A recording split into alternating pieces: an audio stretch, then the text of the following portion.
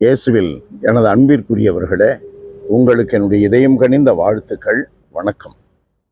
அன்பானவர்களே, இன்றைய நற்செய்தி பகுதி யோவான் நற்செய்தி முதல் அதிகாரம் 45 51 முடிய. பிலிப்பு நத்தனேயேலை போய் பார்த்து, இறைவாக்கினர்களும் திருச்சட்ட நூலில் மோசேயும் குறிப்பிட்டுள்ளவரை நாங்கள் கண்டுகொண்டோம். நசரேத்தைச் சேர்ந்த யோசேப்பின் மகன் இயேசுவே அவர் என்றார். அதற்கு நத்தனேயேல், நசரேத்திலிருந்து நல்லது எதுவும் வர முடியுமோ என்று கேட்டார். பிலிப்பு அவரிடம், வந்து பாரும் என்று கூறினார். நத்தனேயேல் தம்மிடம் வருவதை இயேசு கண்டு, இவர் உண்மையான இஸ்ரேலர், கபடற்றவர் என்று அவரை குறித்து கூறினார். நத்தனேயேல், என்னை உமக்கு எப்படி தெரியும் என்று அவரிடம் கேட்டார். இயேசு, பிலிப்பு உம்மை கூப்பிடுவதற்கு முன்பு நீர் அத்தி மரத்தின் கீழ் இருந்தபோதே நான் உம்மை கண்டேன் என்று பதிலளித்தார். அன்பானவர்களே,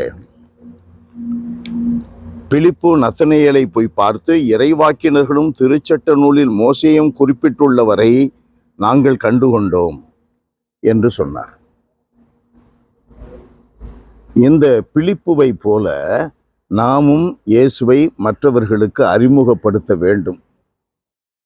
கத்தோலிக்கர்கள் பொதுவாக அப்படி நாம் செய்வதில்லை. ஏன்? பிரிந்த சகோதரர்கள் அதே வேலையா இருக்கிறாங்களே, அவங்கள பற்றி நம்ம 1000 குறை சொல்கிறோம்.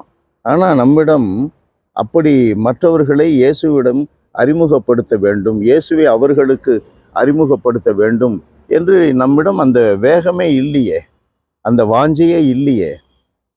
அப்போ அடிப்படையிலேயே ஏதோ ஒரு தப்பு இருக்குது.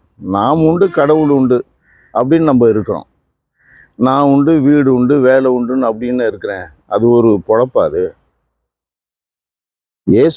இயேசுதான் நமக்கு அடித்தளம் என்றால், இயேசுதான் நமக்கு ஆதாரம் என்றால், இயேசுதான் நம்முடைய உயிர், வாழ்வு, வழி, வாழ்வு என்றால், அவரை நாம் மற்றவர்களுக்கும் காண்பிக்க வேண்டும். அவரும் மற்றவர்களும் அந்த பாதைக்கு வர வேண்டும், அந்த உயிரை பெற வேண்டும், வாழ்வை அனுபவிக்க வேண்டும். இல்லையா? அந்த தாகம் ஏன் நம்மள்கிட்ட இல்லை? நாம் கற்றுக்கொள்ள வேண்டும். மற்றொன்று, நசரேத்திலிருந்து நல்லது எதுவும் வர முடியுமோ என்று நத்தனேயேல் கேட்கிறார். இப்படி தான் நம்ம மனிதர்களை ஜட்ஜு பண்ணுறோம். அவன் வர்ற ஊர், எந்த பேக்ரவுண்டு, அதை வச்சுக்கிட்டு போய அவன்லாம் ஒரு மனுஷன் அப்படின்னு நம்ம பல சமயத்தில் சொல்லி விடுறோம்ல. வாய்க்கு வந்தது வார்த்தை, நாக்குக்கு எலும்பு இல்லையா, எதையாவது சொல்லி விடுறது. அந்த இடத்துலேருந்து இயேசு வர்றாரு. அந்த இடத்துலேருந்து ஒரு பெரிய வருமானம் வரும். வருமானம் என்று சொல்லுவது ஆன்மீகத்திற்கு. நல்ல வழிகள் நமக்கு கிடைக்கும். எல்லா இடமும் கடவுள் படைத்தது, எல்லா மனிதர்களும் கடவுள் படைப்புகள். ஆகவே அதற்கு உரிய ஒரு மரியாதை என்று ஒன்று உண்டு. நசரேத்தூரிலிருந்து இயேசு வந்தார் இல்லையா? நசரேத்தூர் எங்கே போய்விட்டது? எவ்வளவு உயரம் போய்விட்டது? நாம் எடை போடுவதில் எச்சரிக்கையாக இருக்க வேண்டும். அடுத்ததாக இயேசு சொல்லுகிறார், பிலிப்பு உம்மை கூப்பிடுவதற்கு முன்பு, நத்தனேயேலை கூப்பிடுவதற்கு முன்பு நீர் அத்தி மரத்தின் கீழ் இருந்தபோதே நான் உம்மை கண்டேன். நம்ம கடவுளுக்கு மறைவா பல காரியங்களை செய்கிற மாதிரி மனிதர்களுக்கு மறைவாக இருக்கிறதுனால நம்ம எதையும் செய்யலாம் அப்படிங்கிற மாதிரி நம்ம செய்கிறோம். மனிதர்களுக்கு மறைவாக இருக்கும். 4 சுவற்றுக்குள்ளே இருக்கலாம், தூர இடத்துல இருக்கலாம். போகும்போது மோட்டர் சைக்கிளை நிறுத்திட்டு ஒரு மரத்தின் கீழே எல்லாம் பெரிய ஹைவேயில் போயிட்டு இருக்கிறான். நம்ம இஷ்டத்துக்கு யாரோடையாவது பேசலாம், இஷ்டத்துக்கு பேசலாம். யூ அண்டர்ஸ்டாண்ட் வாட் ஐ மீன்? கடவுள் பார்க்கிறார் இல்லையா? நீ பேசுவது கடவுளுக்கு கேட்கிறது, நீ நிற்பது கடவுளுக்கு தெரியும்.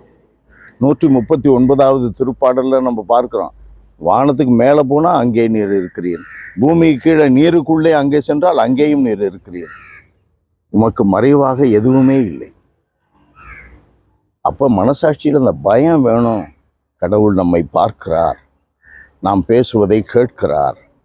அப்போ நேர்மை வேண்டும். தெய்வ பயத்திலிருந்து புறப்படுவது நேர்மை, நீதி உணர்வு, உண்மையான அன்பு, வேஷம் இல்லை. எல்லாம் வல்லவரே எங்கள் இறைவா, உம்மை போற்றி புகழுகிறோம், தாழ்மையோடு ஆராதிக்கிறோம். ஆண்டவரே, எங்களில் நீர் எதிர்பார்க்கின்ற அந்த உண்மைத்தன்மை உறுதியாக வளர வேண்டும். நேர்மையும் நீதியும் எங்களிலிருந்து ஆண்டவரே புறப்படுவதைப் போல நாங்கள் உயர வேண்டும். அனைத்தையும் நீர் பார்க்கிறீர் என்ற தெய்வ பயத்தோடு நாங்கள் வாழ வேண்டும்.